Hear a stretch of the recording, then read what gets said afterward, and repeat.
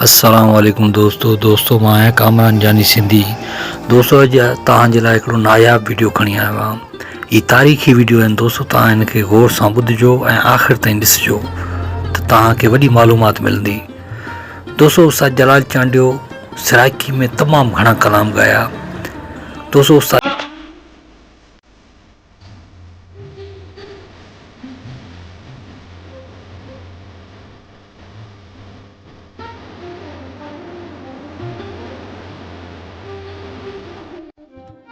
दोस्तों एतिरो उस्ताद जलाल चांडी खे पंहिंजी कला ते उबूर हो।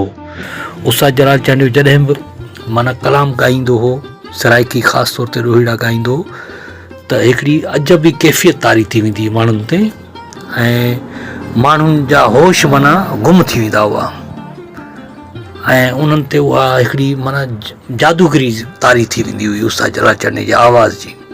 उस्ताद जलाल चांडी खे चवंदा त आवाज़ जो जादूगर आहे। माना एतिरो उस्ताद जलाल चांडी जी आवाज़ में जादू हूंदो ऐं कशिश हूंदी।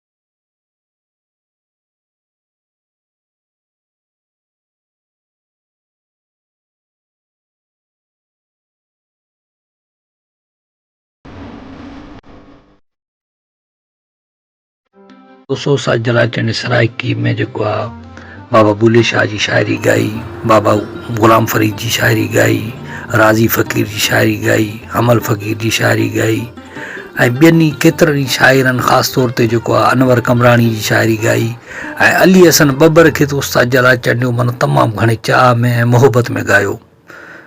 ऐं उस्ताद अली हसन बबर जेको उस्ताद जलाल चांडी जो माना सम्झो त हिकिड़ो असिस्टेंट हो ऐं जेके कलाम ईंदा हुआ, शाइरी ईंदी त हुननि खे आख़िरी जेका माना हुनजी छंड छाण करे उस्ताद जलाल चांडी जे हवाले करण में अली हसन बबर जो किरदारु हूंदो हो।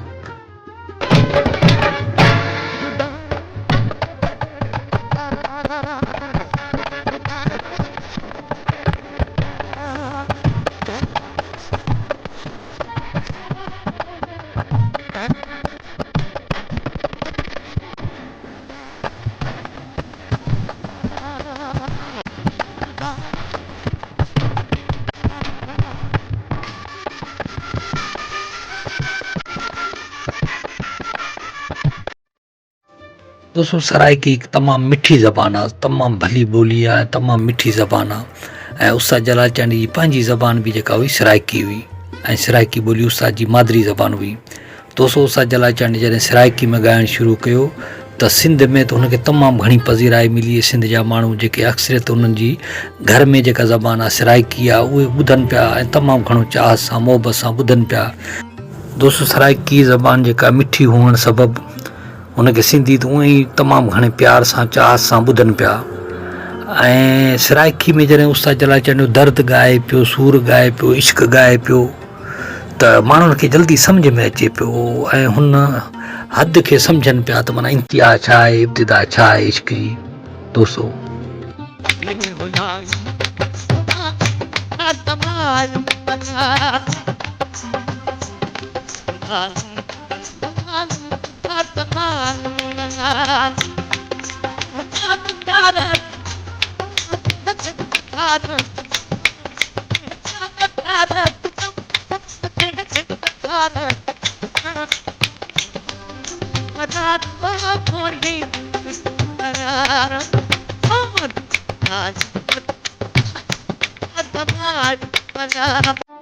दोस्तों उस्ताद जलाल चांडी जी जेका सराइकी शाइरी ऐं सराइकी कलाम ऐं ॾोहीड़ा जेके उस्ताद जलाल चांडी माना ॻाया त उहे सिंध सां गॾोगॾु जेको आहे पंजाब में बि तमामु घणा मक़बूल थिया। पंजाब जे पूरे सराइकी बेलट में माना तमामु घणो मशहूरु थिया। बावलपुर खां वठी डेरा गाज़ी खान ताईं, साईं राजनपुर ताईं, पोइ माना जेके बि सराइकी इलाइक़ा अचनि था त उते उस्ताद जलाल चांडी खे तमामु घणो ॿुधियो वियो ऐं हिंद को इलाइक़नि में बि ॿुधियो वियो जेके हिंदुको आहे, हिंदुको हिकिड़ी ज़बान अहिड़ी आहे जेको सराइकी सां ऐं पंजाबी सां मुशाबित करे थी, त पोइ हुते बि घणो ॿुधियो वियो उस्ताद जलाल चंद खे, तमामु घणी मोहबत सां चाह सां ॿुधियो वियो, अॼु ताईं ॿुधनि पिया दोस्तो।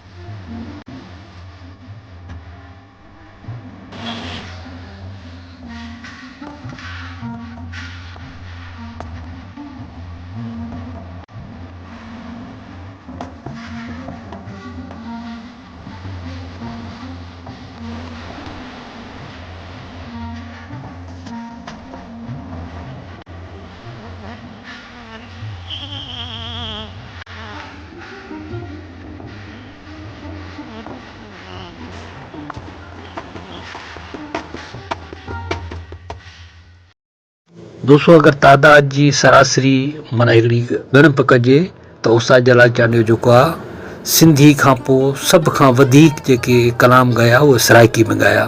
सराइकी में तमामु घणा कलाम ॻाया, लातादाद कलाम ॻाया।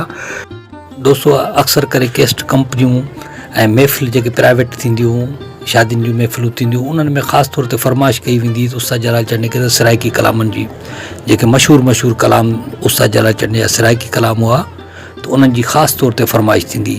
पोइ उस्ताद जलाल चंद जॾहिं उन्हनि जी शाइरी में माना ॻाईंदो हो ऐं सराइकी शाइरी में अली हसन बबर जी शाइरी में ॻाईंदो हो, अनवर कमरानी जी शाइरी में ॻाईंदो हो, त पोइ हुननि जो मन मोही छंदो। ख़ासि तौर ते बाबा ग़ुलाम फरीद ऐं बाबा बुले शाह जी जेका शाइरी हुई सराइकी, त उहा त माण्हुनि ते हिकिड़ी वजद जी कैफ़ियत तारी करे छॾंदी हुई दोस्तो। माना सहर थी वेंदो, हू गुम थी वेंदा, पंहिंजे आपे मां ॿाहिरि निकिरी वेंदा दोस्तो, हुननि खे होश न रहंदो।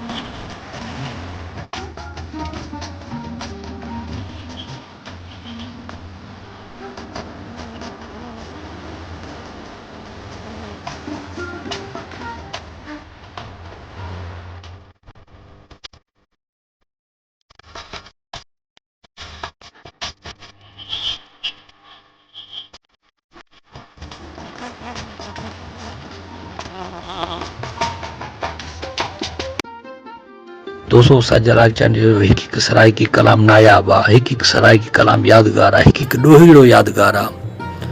तव्हां कॾहिं ॿुधंदा कयो, तन्हाई में ॿुधो, उन ते गौर कयो, फ़िक्र कयो, त पोइ तव्हांखे सम्झ में ईंदी त उस्ताद जलाल चंद छा थो ॻाए, छा थो सम्झाए।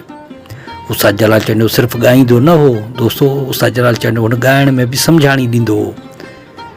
इहो हर को फ़नकार न कंदो आहे दोस्तो। उस्ताद जलाल चंद में इहा ख़ासि ॻाल्हि हुई जेका ॿियनि फ़नकारनि में न हुई। उस्ताद जलाल चंद जी अज़मत खे सलाम आहे दोस्तो।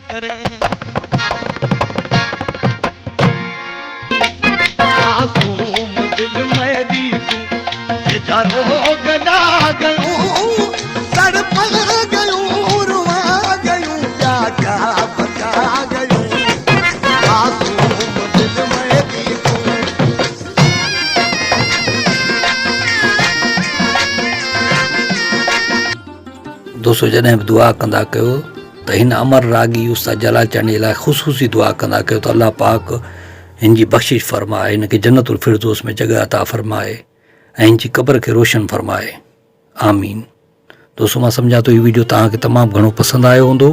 जे पसंदि आयो हुजे त असांजी वीडियो खे लाइक कयो, कमेंट्स कयो ऐं असांजी चैनल कामरान जानी सिंधी खे सब्सक्राइब ज़रूरु कयो। महिरबानियूं। अल्लाह हाफ़िज़ दोस्तों।